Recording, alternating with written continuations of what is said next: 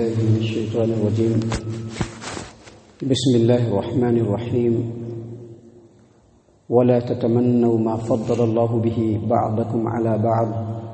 للرجال نصيب مما اكتسبوا وللنساء نصيب مما اكتسبن واسألوا الله من فضله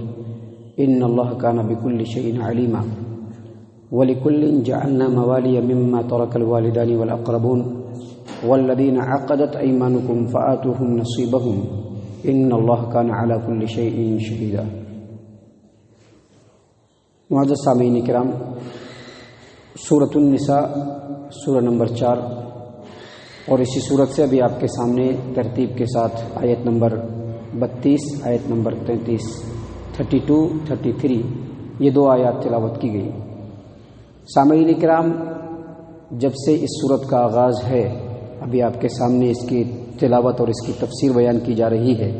تب سے تقریباً ہر درس میں ہم نے اس بات کو ضرور واضح کیا ہے کہ یہ جو سورت ہے، اگرچہ اس کا نام سورۃ النساء ہے، لیکن اس سورت کے اندر اللہ تبارک و تعالیٰ نے انسانی اور اسلامی سماج و معاشرے کے لیے ایسے ایسے قانون، ایسی ایسی باریکیاں، ایسی ایسی باتیں بیان کی ہیں کہ اگر ان باتوں کے اوپر پورا سماج و معاشرہ اور سماج و معاشرے کے افراد اگر غور کر لیں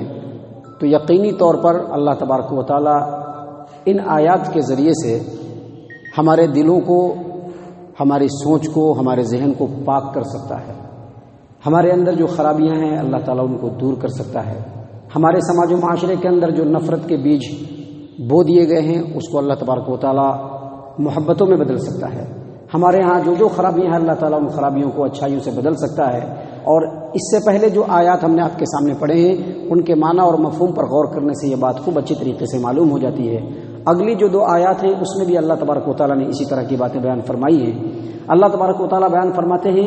وَلَا تَتَمَنَّوْا مَا فَضَّلَ اللَّهُ بِهِ بَعْضَكُمْ عَلَى بَعْضٍ. تم میں سے کسی ایک کو اللہ تبارک و تعالیٰ نے اگر کسی وجہ سے فضیلت دی ہے تو تم اس کی فضیلت اور اس کی بڑائی کی وجہ سے اس سے حسد مت کرو، اس سے ہوس مت کرو، اس کو ختم کرنے کی کوشش مت کرو. کیونکہ اللہ تبارک و تعالیٰ اس دنیا میں جب انسان کو پیدا کرتا ہے تو ہر ایک کے اندر کچھ نہ کچھ خوبی ضرور ہوتی ہے. کسی کے اندر کوئی خوبی ہوتی ہے، کسی کے اندر دوسری خوبی ہوتی ہے. کوئی بہت زیادہ مالدار ہوتا ہے تو کسی کو اللہ تبارک و تعالیٰ غریب بناتا ہے. کسی کے اندر اللہ تبارک و تعالیٰ کام کرنے کی صلاحیت زیادہ دیتا ہے تو کوئی بیچارہ ہمیشہ سے سست رہتا ہے، ڈھیلا ڈھالا رہتا ہے. کسی کو اللہ تبارک و تعالیٰ صحت مند اور تندو مند بناتا ہے تو کوئی ہمیشہ بیمار رہتا ہے، مستقل بیمار رہتا ہے، لاغر، کمزور، دبلا پتلا رہتا ہے. کسی کو اللہ تبارک و تعالیٰ بہت زیادہ ذہین بناتا ہے تو کوئی کن ذہن ہوتا ہے. کوئی بہت زیادہ خوبصورت ہوتا ہے تو کوئی بدصورت بھی ہوتا ہے، قبول صورت بھی ہوتا ہے، معمولی صورت بھی ہوتا ہے. تو یہ جو خوبیاں ہیں اور کسی کے اندر جو کمی ہے، یہ خوبیاں اور کمیاں یہی ایسی چیز ہے جس سے دنیا کے اندر رنگینیاں ہیں اور انہی سے ایک دوسرے کے کام چلتے چلاتے رہتے ہیں. کن کو کیا دینا ہے، کن کو کیا نہیں دینا ہے، یہ اللہ تبارک و تعالیٰ بخوبی جانتا ہے. اللہ تبارک و تعالیٰ بہت زیادہ جاننے والا ہے. اسی لیے اللہ تبارک و تعالیٰ نے یہاں پر بیان فرمایا وَلَا تَتَمَنُّوا مَا فَضَّلَ اللَّهُ بِهِ بَعْضَكُمْ عَلَى بَعْضٍ. تم میں سے بعض کو جو بعض پر فضیلت دی گئی ہے اس کے لیے تم آپس میں ہوس، حسد اور بغض نہ رکھو. ایسا نہیں رکھنا چاہیے، بلکہ اللہ تبارک و تعالیٰ سے دعا کرنا چاہیے. جو چیز ہمارے اندر کمی ہے اللہ تعالیٰ وہ پوری کر دے، اس کی اللہ تبارک و تعالیٰ سے دعا مانگنی چاہیے. اور ساتھ ہی ساتھ جو ہم رب العالمین سے دعا مانگتے ہیں اس دعا میں دعا کرنے کے بعد اس کے جو اسباب ہے اس کو اختیار کرنا چاہیے. اگر ایسا کریں گے تو اللہ تبارک و تعالیٰ یقینی طور پر بے پایا رحمتوں سے اپنے بندوں کو نوازے گا. اس لیے اللہ تبارک و تعالیٰ نے یہاں پر بیان فرمایا وَلَا تَتَمَنَّوْا مَا فَضَّلَ اللَّهُ بِهِ بَعْضَكُمْ عَلَى بَعْضٍ. تم میں سے بعض کو جو بعض پر ہم نے فضیلت دی ہے اس میں ایک دوسرے سے ہوس نہ کرو. یاد رکھیے اس سلسلے میں ایک روایت بھی ہے جس کو امام ترمذی اپنے جامع ترمذی کے اندر بیان کرتے ہیں کہ ام سلمہ رضی اللہ عنہا نے نبی اکرم صلی اللہ علیہ وسلم سے عرض کیا کہ اللہ کے رسول صلی اللہ علیہ وسلم، ہم لوگوں کو اللہ نے عورت بنایا ہے اور مردوں کو اللہ تبارک و تعالیٰ نے بہت برتر بنایا. وہ جہاد بھی کر سکتے ہیں، وہ جہاد بھی کر سکتے ہیں، وہ دوسرے بہت سارے کام بھی کر سکتے ہیں، لیکن ہم ویسا نہیں کر سکتے ہیں. ان کو میراث میں ڈبل حصہ ملتا ہے، ہم لوگوں کو سنگل حصہ ملتا ہے. تو اللہ تبارک و تعالیٰ نے یہ آیت کریمہ نازل فرمائی کہ دیکھو بعض کو جو بعض پر ہم نے فضیلت دی ہے اس میں تم ایک دوسرے سے ہوس نہ کرو، ایک دوسرے کی خواہش مت کرو، بلکہ اللہ تبارک و تعالیٰ سے مانگو۔ آگے اللہ تبارک و تعالیٰ نے فرمایا للرجال نصیب مما اکتسبوا وللنساء نصیب مما اکتسبنا واسألوا اللہ من فضلہ ان اللہ کان بکل شیء علیما۔ مرد جو کام کریں گے، جو عمل کریں گے، ان کے عمل کے حساب سے ان کا حصہ یعنی ان کا ثواب ہے، اور عورت جو عمل کرے گی، جس حساب سے عمل کرے گی، اس عمل کے حساب سے اس کا حصہ اور ثواب ہے۔ یعنی چاہے مرد ہو یا عورت، جس کے دل میں جس قدر خلوص ہوگا، جس قدر اخلاص ہوگا، جس قدر للہیت ہوگی، اس حساب سے اگر وہ عمل کرے گا تو اللہ تعالیٰ اسی حساب سے اس کو اجر بھی دے گا۔ ایک عورت ہے جس کے اندر ہمت کی کمی ہے، جس کے اندر قوت کی کمی ہے، جس کے اندر کام کرنے کی صلاحیت کی کمی ہے، لیکن اس کے باوجود اگر للہیت کے ساتھ وہ اللہ تبارک و تعالیٰ کے لیے کوئی نیک عمل انجام دے جو مرد انجام دیتے ہیں، تو ان کو اجر و ثواب مرد سے کم نہیں ملے گا، بلکہ ان کو مرد کے ہی حساب سے اجر و ثواب ملے گا، کیونکہ اجر و ثواب میں کمی نہیں ہو سکتی بلکہ برابری ہے۔ لیکن بعض فیکٹر کی وجہ سے، بعض عوامل کی وجہ سے، بعض چیزوں کی وجہ سے دو ہی آدمی ایک عمل کرتے ہیں لیکن عمل میں اجر و ثواب میں کمی بیشی ہو جاتی ہے۔ مثال کے طور پر سمجھ لیجئے کہ ایک لیڈی ہے، اب ان کے سامنے مرد بھی ہے، اب وہ یہ سوچنے لگے، خواتین یہ سوچنے لگے کہ یہ جو مرد ہیں ان کو اللہ تبارک و تعالیٰ نے دگنا حصہ دیا ہے اور ہم لوگوں کو صرف ایک ہی حصہ دیا ہے۔ ہمارا باپ اگر مرتا ہے اور اس کا جو مال ہم کو ملتا ہے اس میں سے ڈبل حصہ اللہ نے مردوں کو دے دیا اور ہم عورتوں کو ایک ہی حصہ دیا۔